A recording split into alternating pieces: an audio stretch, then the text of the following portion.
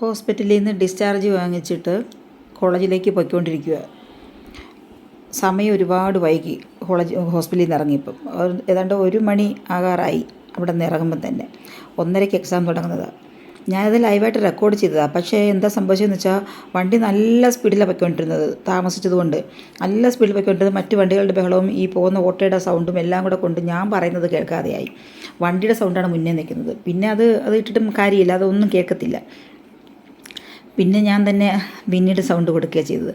അപ്പോൾ ഇത് ഒരുപാട് ബഡ്സ് ഉപയോഗിച്ചതുകൊണ്ടാണ് ഇങ്ങനെ സംഭവിച്ചത്. ലോക്കൽ ബഡ്സ് ഒരുപാട് ഉപയോഗിച്ചിട്ടാണ് അത് ഇൻഫെക്ഷൻ ആയത്. നിങ്ങളെങ്കിലും അത് ഇനിയെങ്കിലും ശ്രദ്ധിക്കണം. ബഡ്സ് ഇങ്ങനെ ഒരുപാടൊന്നും ഉപയോഗിക്കരുത്. ഇതിപ്പോൾ ഞങ്ങളിപ്പം പുനലൂർ തൊളിക്കോട് എത്തി. ഞാൻ ഇതിലേക്കൂടെ പോകുമ്പോൾ പഴയ ഓർമ്മകൾ എന്താണെന്ന് വെച്ചാൽ, ഞാൻ 4ാം ക്ലാസ് വരെ ഞാൻ എവിടെയാണ് പഠിച്ചത്? പുനലൂരാണ് പഠിച്ചത്. അത് കഴിഞ്ഞിട്ടാണ് ഞങ്ങൾ അഞ്ചലിലേക്ക് താമസം മാറുന്നത്. അപ്പം ഇതിലെ കൂടെ പോകുമ്പോഴൊക്കെ പഴയ ഓർമ്മകൾ, കുട്ടിക്കാലത്ത് നടന്ന് പോയിട്ടുള്ളതും വരുന്നത്, അതൊക്കെയാണ് എനിക്ക് ഓർമ്മ വരുന്നത്. വണ്ടി നല്ല സ്പീഡിലാണ് പോയിക്കൊണ്ടിരുന്നത്. വണ്ടി ഞാൻ തിരിച്ചു വിട്ടു. വണ്ടി അതുപോലെ എക്സാം കഴിയുന്നവരവിടെ നിർത്തിയില്ല. അത് അത്രയും താമസിക്കുമല്ലോ. വണ്ടിക്ക് വേറെ ഓട്ടം പോകാനുള്ളതായിരുന്നു. വഴിയിൽ ഞങ്ങൾ വെള്ളമൊക്കെ വാങ്ങിച്ചിട്ടാണ് പോയത്. ഞാനും കൂടെ അവിടെ ഇരിക്കുന്നത് കൊണ്ട് തന്നെ എനിക്കും അന്നും ആഹാരം കഴിക്കാതെ പോയത് എനിക്കും പ്രശ്നമാണ്. വെള്ളം കുടിച്ചില്ലെങ്കിൽ അവനും വെള്ളം വേണം. അവനൊക്കെ പനിയെടുത്ത് വല്ലാത്തൊരവസ്ഥയിലായിരിക്കുന്നത്. ഇൻഫെക്ഷൻ കുറഞ്ഞെന്ന് പറഞ്ഞ് വിട്ടതാണ്. അത്രയ്ക്കും പനിയായിരുന്നു. വൈറൽ ഫീവർ ആയതുകൊണ്ട് കിടക്കേണ്ട കാര്യമില്ല എന്നും പറഞ്ഞുകൊണ്ടാണ് അങ്ങനെ വിട്ടത്. എക്സാമല്ലേ, അല്ലെങ്കിൽ വീണ്ടും പോയി അഡ്മിഷൻ എടുക്കണം ആദ്യം ചെയ്തതുപോലെ. ഇതിപ്പോൾ ഞങ്ങൾ പുനലൂർ KSRTC സ്റ്റാൻഡിൻ്റെ അവിടെ എത്തി. ഇവിടുന്ന് വലതുവശത്ത് കാണുന്നതാണ് KSRTC സ്റ്റാൻഡ്. അഞ്ചലിലെ ബ്ലോക്കിൽ നിന്നൊക്കെ ഞങ്ങൾ ഒഴിവായി എങ്ങനെയും ഊടുവഴിയിലൂടെയൊക്കെ കയറി ഇപ്പുറത്ത് വന്ന് ഇറങ്ങിയെങ്കിലും പുനലൂർ വന്ന് കുറേ സമയം പെട്ടുപോയി. ഇതാണ് KSRTC സ്റ്റാൻഡ്. പുനലൂർ നല്ല ബ്ലോക്കായിരുന്നു. കുറേ സമയത്തേക്ക് നല്ല ബ്ലോക്കായിരുന്നു. ഇവിടം കഴിഞ്ഞപ്പോഴേക്കും നല്ല ബ്ലോക്കായി.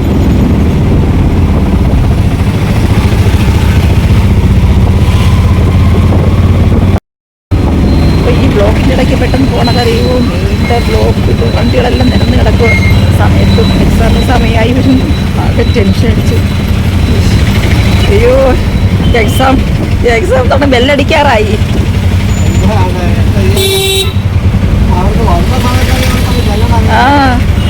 നമ്മൾ അഞ്ചലത്തെ ബ്ലോക്കിൽ നിന്ന് ഒഴിവായി വന്നപ്പോഴത്തേനും ഇവിടെ വന്ന് പെട്ടുപോയി.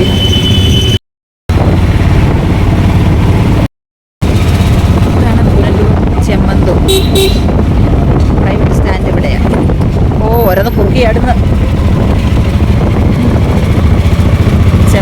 Punalur private stand.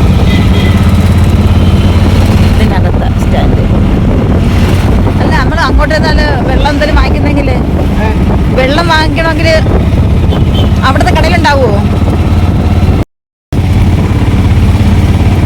കോളേജിലേക്ക് പോകാൻ മല കയറണം. അവിടെ സ്റ്റെപ്പുണ്ട് കേട്ടോ, ഇവിടെ കൂടെ കയറാം. കാണാനൊക്കെ ഉള്ള നല്ല രസമാണ്. പക്ഷെ എനിക്ക് പേടിയാ കേട്ടോ. ഈ മരങ്ങളൊക്കെ നിൽക്കുന്നുണ്ട്, അതിൽ വേര് മാത്രം തെളിഞ്ഞു കാണാം. എല്ലാം അവിടെ ഇടിഞ്ഞ് തലയിൽ കൂടെ വീഴുവോ? പക്ഷെ ആ മരങ്ങളാണ് മണ്ണിനെ ഉറപ്പിച്ചവിടെ നിർത്തുന്നത്. കഴിഞ്ഞ ദിവസം വന്നപ്പോൾ ഞാൻ കുറേ വീഡിയോ എടുത്തിട്ട് അവിടുന്ന് അതൊക്കെ എടുത്ത്. പക്ഷെ ആ കാണുന്നത് താലൂക്ക് ഹോസ്പിറ്റലാണോ? അന്ന് എനിക്കത് മനസ്സിലായില്ലായിരുന്നത്. കഴിഞ്ഞ ദിവസം ഞാൻ അവനെ കൊണ്ട് പരീക്ഷ എഴുതാൻ വന്ന സമയത്ത് ഇതിൻ്റെ വീഡിയോ എടുത്തത്. മരത്തിൻ്റെ കനം കണ്ടോ? അതാണ് അന്ന് എനിക്ക് ഡൗട്ട് ചെയ്തത്. എന്ത് മരമാണെന്ന്, കവുങ്ങാണോ അല്ലേ അതൊന്നും എനിക്ക് അറിയത്തില്ല. പിന്നെ പാളയൊക്കെ ഇവിടെ കിടക്കുന്നുണ്ട്. പാളയല്ലേ ഇത്? പാള നല്ല പാളയാണെന്ന് വെച്ചാൽ അതുമല്ല, വെള്ളം ഉണങ്ങി ഇവിടെയൊക്കെ ഇങ്ങനെ കിടപ്പുണ്ട്. ചിലപ്പോൾ അതായിരിക്കും. പക്ഷെ ഞാൻ ഇത്രയും കനത്തത് ഇങ്ങനെ കണ്ടിട്ടില്ല. അത് ഞാൻ കാണാത്തതിൻ്റെ പ്രശ്നമായിരിക്കും. ഇതിപ്പം സംഭവം ഇവിടെ ഇല്ലല്ലോ, എവിടെയും കാണാനില്ല. കൃഷി ആൾക്കാർക്കൊന്നും ഇല്ലല്ലോ ഇപ്പം.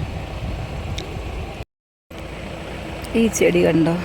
ഇതിൻ്റെ പേര് ആർക്കേരിയ എന്ന് പറഞ്ഞൊരു സാധനമുണ്ട്. അതാണോ ഇത്? അറിയാൻ വയ്യ. നല്ല രസമാണ് കേട്ടോ. അതിൻ്റെ ആർക്കേരിയ അല്ലെന്ന് തോന്നുന്നല്ലേ?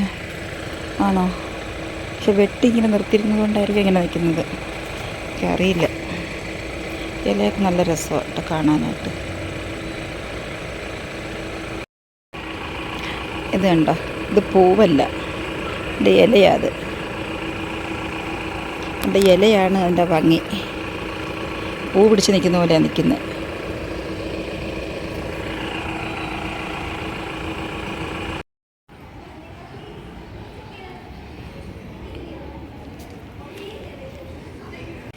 എക്സാം കഴിഞ്ഞ് റോഡിലിറങ്ങി ഓട്ടോയ്ക്ക് കാത്തു നിൽക്കുന്നു. ഓട്ടോയിൽ കയറി ബസ് സ്റ്റാൻഡിലെത്തിയിട്ട് വേണം അവിടെ നിന്ന് ബസ്സിൽ കയറാൻ. എക്സാം കഴിഞ്ഞ് മോനെ ഒരു ഓട്ടോയിൽ കയറ്റി വീട്ടിൽ വിട്ടു. എന്നിട്ട് ഞാനത് ബ്രദർ ഹോസ്പിറ്റലിൽ കിടക്കാനില്ല, ഞാൻ അവിടെ പോയി. അവിടെ ഇരുന്നിട്ട് പിന്നെ രാത്രിയായി തിരിച്ച് വന്നപ്പം അവനെ വീട്ടിൽ എന്നിട്ട് വിളിച്ച് പറഞ്ഞു അവനെ കയറ്റി വിടുന്നുണ്ട്. എന്നിട്ട് അവൻ്റെ ബാഗെല്ലാം എടുക്കാൻ വേണ്ടിയിട്ട്. അവനൊക്കെ 2 കൈ ക്യാനിലേക്ക് കുത്തിയിരുന്നുകൊണ്ട് ഭയങ്കര പാടായിരുന്നു. അവന് ബാഗ് എടുക്കാനൊന്നും പറ്റില്ലായിരുന്നു. അപ്പോൾ ഇന്നത്തെ വീഡിയോ ഇത്രയേ ഉള്ളൂ.